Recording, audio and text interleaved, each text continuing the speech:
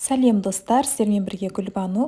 Бүгін сіздермен дәрумендерге бай салат түрін көрсететін боламын. Жасалу жолы да оңай, көп затты қажет етпейтін, иммунитетті де көтеретін салат түрін жасап, отбасыңызды да қуантып қойсаңыздар болады.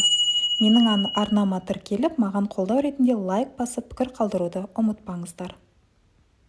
Ең әуелі бізге қажетті заттар: мейіз, алма, грек жаңғағы, қызылша алдын ала қайнатып, сыртын ашып тазалап аламыз. Және де майонез қажет болады. Ендеше бисмиллах деп бастаймыз.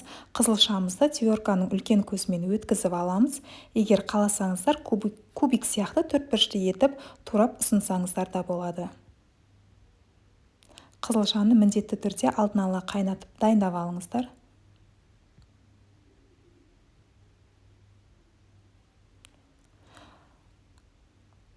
Содан соң алмамызды өткізіп аламыз.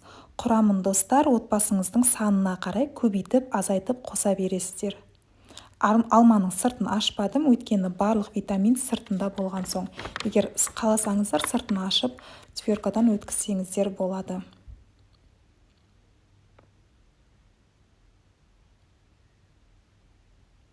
Грек жаңғағында өткізіп аламыз. Қолмен турап ұсынсаңыздар да болады.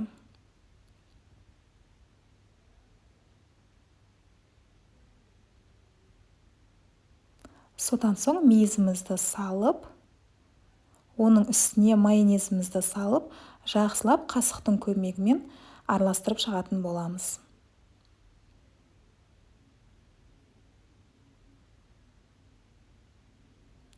Арасына, яғни аскөкті пайдалансаңыздар да болады. Мен бірақ аскөкті салмадым, өйткені бізде отбасымызда аскөк көп желінбегендіктен салынбадым.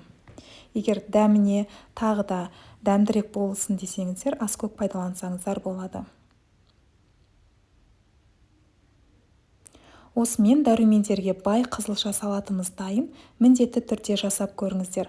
Алдағы уақытта керемет рецепттерді ұсынатын боламын. Егер де тіркелмеген болсаңыз, тіркеліп, лайк басып, пікір қалдыруды ұмытпаңыздар.